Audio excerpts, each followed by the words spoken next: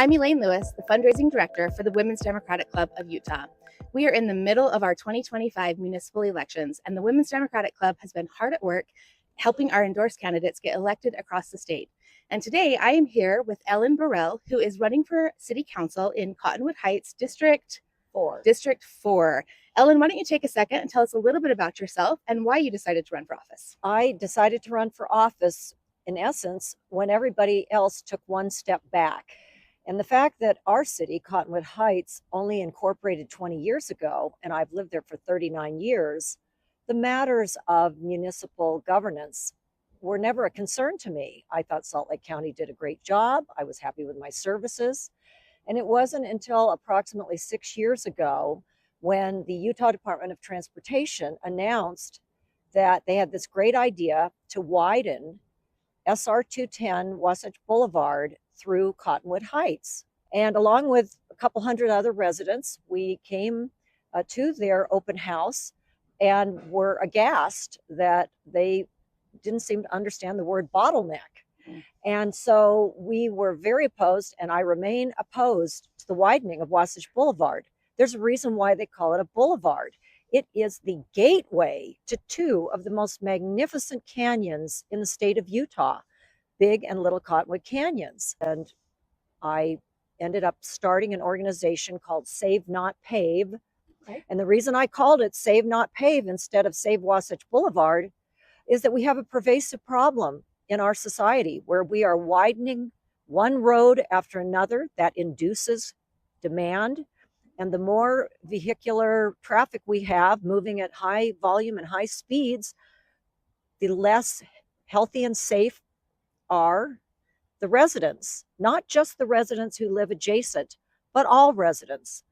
So I am a believer that the more we get out and we use transportation alternatives, if we can mix that into our lifestyle, the healthier we all are for our air, water, soil. Definitely. I love that for the air too, but that's a big problem here in Utah. What do you feel like is the biggest issue facing Cottonwood Heights, and how would you tackle it? So one of the greatest things about Cottonwood Heights is our location. We call ourselves the city between the canyons. So we have a spectacular location proximal for all those who like to recreate in the canyons. We also are, on our northern border is I-215. So we have great access to places like the airport, downtown, the university, Park City. And with that comes commuter traffic, whether they are in a commute to the canyons, east-west, or whether they are in a commute to the south of us to get home to Sandy or Draper, they are driving through our city. This is an education process. As much as in my lifetime we are in love with our automobiles, we have to be careful. We've seen the state legislature increase the speed limit on our interstates up to 80 miles an hour. Yep. So in Cottonwood Heights, we have people getting off the freeway, having driven 80 to 90 miles an hour, and not slowing down. And they often feel entitled to drive at least 50 to 70 miles an hour through our arterials, collectors, and even too fast within our local streets. Yeah. What is your take on the gondola? So the challenge with the gondola is similar to what I've just described. We need solutions that diminish what's called VMT, vehicle miles traveled, giving people throughout the region alternatives to driving their private vehicle. One of the biggest problems with the record of decision that came out from UDOT related to the gondola is a 2,500 parking stall garage located only 0.7 miles from the mouth of Little Cottonwood Canyon. Anyone who recreates in those peak hours, so we're talking about skiers and boarders, know that once you get to the mouth of Little Cottonwood Canyon, the traffic flows. The log jam is coming up through Sandy from the west or coming down through Cottonwood Heights from the north. That's where the problem lies. And so to build a huge parking garage where people are still going to find themselves in gridlock is not the solution. We need multiple parking areas. And I'm not talking about building expensive intermodal hubs. Simply utilize the underutilized parking areas within Salt Lake County. And if people can leave their vehicles closer to where they live or lodge and get on a bus that comes direct on those impacted mornings, which I might mention is never more than about 30. Sometimes in a given ski season, it's less than 30. Yeah. So we don't want to build out for a challenge that is a matter of hours and can be readily solved through efficient bus service, preferably electric buses. They're marvelous. I've ridden them up Little Cottonwood Canyon. Yeah. I did that 3 years ago with Mayor Zoltansky, and we remarked that it was quiet, clean. There was no smell of gas fumes. It was just wonderful. What we have now is grossly inadequate. Okay. It's not even really up to barely pre-COVID levels. Okay. It's always been inadequate, and we need our state legislature to take this very seriously. Why spend over $1 billion to build a gondola infrastructure that once its 20 towers are built in Little Cottonwood Canyon, it will forever have scarred that beautiful, pristine landscape? But expanding roadways is not the answer. We need efficient transit. Yeah. Okay. Particularly to your district, there's a gravel pit. Can you tell us a little bit about that? Yeah, there's been a gravel pit doing aggregate products for the road building and the concrete building industry for many, many decades. And so its location is already not ideal at the mouth of Big Cottonwood Canyon. And so there is already a project in progress on the northern 20 acres of the gravel pit. The current city council majority has just approved a 14-story height to that northern gravel pit project. The previous administration, to mine, had led the developer to believe that he could build as much as 28 stories as long as it was a certain distance from Wasatch Boulevard.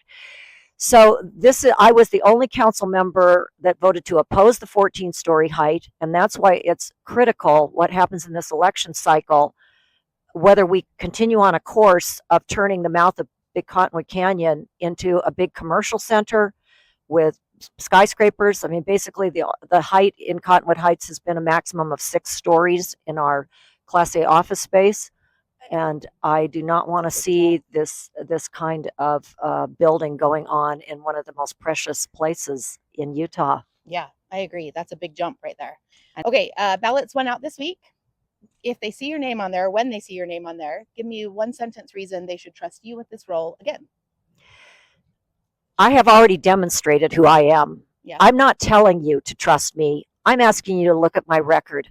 I am the only city council member who regularly held town hall meetings. I also worked with our communications director to make the newsletter more newsworthy for our residents. Worked hard to get the 3 elements that a young city often struggles with, and that is within our communication to residents: clarity, accountability, and transparency. Good. Okay, so that brings us to how you would communicate, or how do you communicate with your residents? You mentioned a newsletter. Do you guys do polls? Do you do surveys? Anything like that? Another thing that I've done in my 4-year term, again, it's what I've demonstrated. Right. And that is that historically, Cottonwood Heights did a very expensive, really long survey once every 18 to 24 months. I do not think, and most residents aren't willing to take the time to do it, and it was gathering data that was somewhat helpful, but I have managed to change our course on that. We now have contracted with Flash Vote, and we are doing more frequent topical surveys. Another thing that I have done is I have kept an active website for the duration of my 4-year term.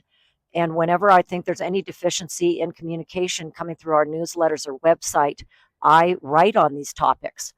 So you can hold me accountable because you can read about what I stand for and how I view our city. Perfect. Can you tell us what that website is? The website is just my name, ellenbirrell.com. Perfect. Okay, Ellen, anything else you want the voters to know before we close it up here? You know, we live in a time where we should not throw our hands up and be discouraged. This is a time for all of us, whatever skill sets you may have. I'm fortunate enough that I had a great public education. I had a wonderful career that my employer continued to enhance my skill sets. And I'm calling on everyone from my baby boomer generation on down through the generations. Be involved as you can, even if it may only be one issue that you are aware of, that you care about. Be sure to connect in community. Connecting in community is how we can go forward with better mental health and physical health and well-being. Ooh, I absolutely love that. And that kind of brings us to call to vote. It is so important to vote in these municipal elections. These municipal elections are what shape your cities, they shape your communities, as we've mentioned, and they ultimately end up shaping our state. So make sure when you guys get your ballot, you vote, no matter who it's for or what it's for. Research your candidates and vote. Make sure you get them back early. Remember that new legislation, they have to be received before November 4th.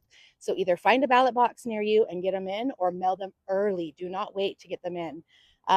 Thank you, Ellen, for coming out on this kind of cold day and spending some time with us. Well, and let me say thank you to Elaine Lewis of the Women's Democratic Club. Thank you. Whether you're a woman or a man, it's a great place to start if you want to unify with people who really care about community. Thank you. We appreciate that. We hope you get out there and vote for your city.